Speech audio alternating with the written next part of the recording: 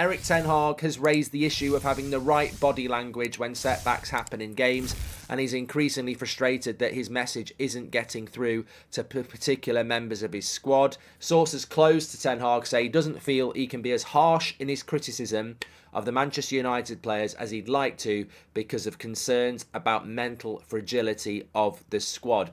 I can't believe this. I don't believe that that's the situation at Manchester United, and I think many people would, but you're seriously telling me that a manager of Manchester United cannot be harsh with his players in the fear that if he is, they'll play worse because they're weak mentally? I mean, that is basically what that says, and I find that absolutely incredible. Absolutely incredible. You know, we're 1-0, 2-0 down at Anfield, it becomes 7-0. You look at Brighton at home a couple of weeks ago. Like, it's not like we visibly can't see how weak these players are when things go wrong. Every time we concede a goal, we're in trouble mentally. We see that all the time. So on one hand, I can see where people would believe that story.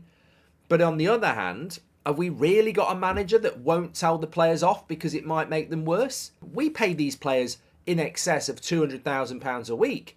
We are Manchester United. Pep Guardiola doesn't care about telling a player he's a bit overweight.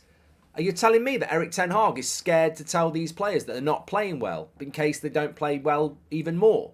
I mean, look, it's a conundrum and you can believe what you want to believe, but, you know, as I say, I read this back and it just doesn't make any sense. Sources close to Ten Hag say he doesn't feel he can be harsh in criticism because there are concerns about the mental fragility of the squad, and that he's becoming increasingly frustrated that his message isn't getting through to particular members of the squad in relation to the body language when setbacks happen in the game. And as I say, I can't dispute the fact that look at some of the results, look at some of the performances, and you can see the mental fragility and the weakness in the body language.